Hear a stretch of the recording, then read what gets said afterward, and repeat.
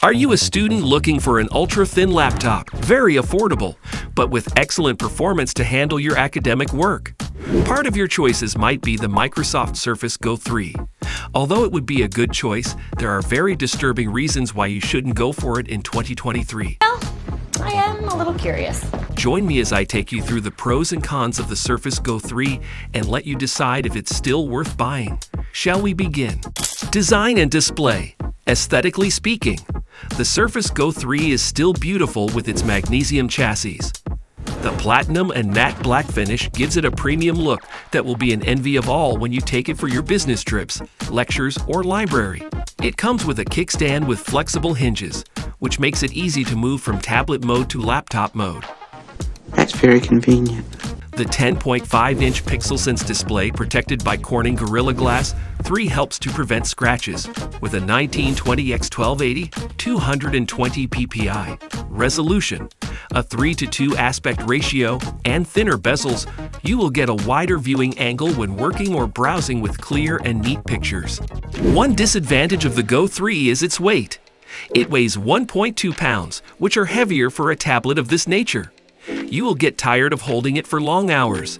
Comparing it to a tablet like Lenovo Chromebook Duet, which weighs only 1 pound. Another reason why I wouldn't recommend the Surface Go 3 for you to buy in 2023 is the battery life, which I will be talking about very soon. Memory and storage. The base model comes with 4 GB of RAM, which is very small even for business people and students. If you need it for just casual browsing and streaming of videos, it shouldn't be a problem. But most viewers would attest that they wouldn't buy a tablet or ultra-portable laptop of this nature to surf the web and stream videos.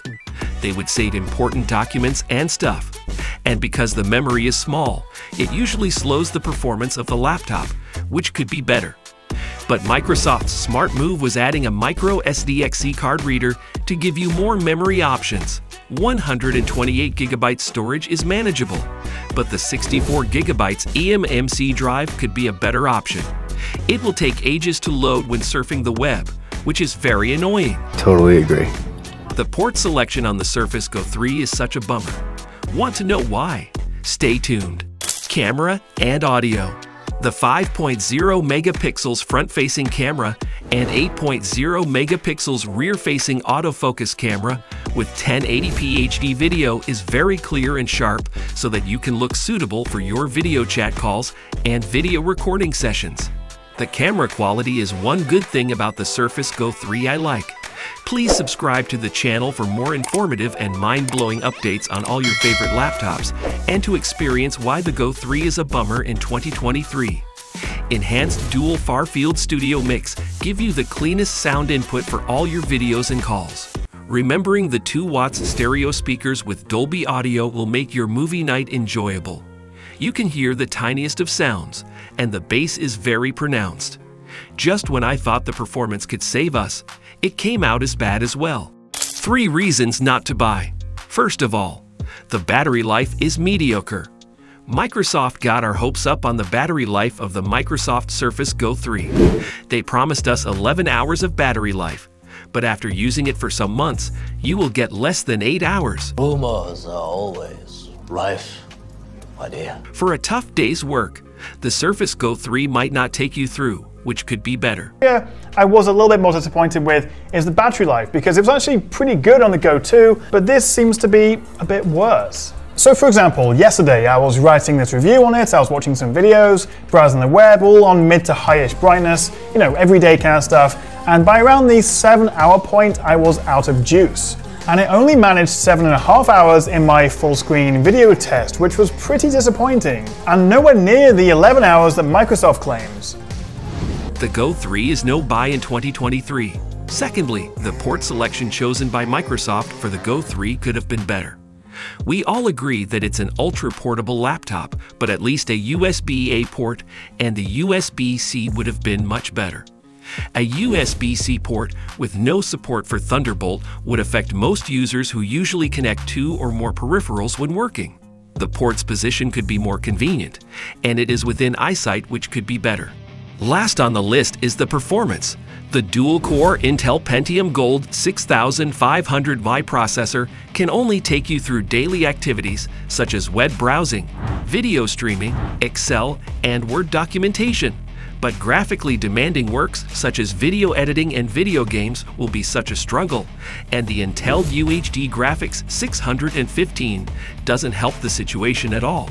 What is the downside? Well, the downside about this model is absolutely the performance. And now I actually don't necessarily think it's the RAM that's holding it back as much as it is that Pentium Gold processor.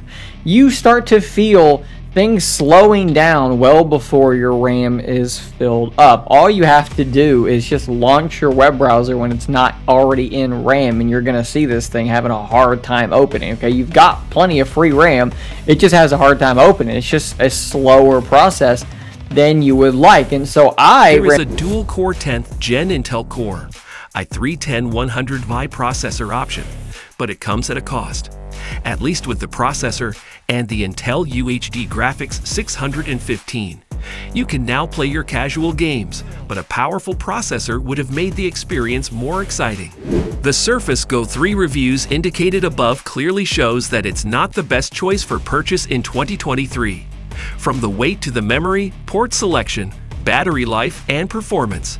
For affordability, the base model offering 4 GB of RAM, 64 eMMC drive storage, and an Intel Pentium 6500Y processor goes for $399, which is cool but will give you lousy performance and doesn't even come with a keyboard.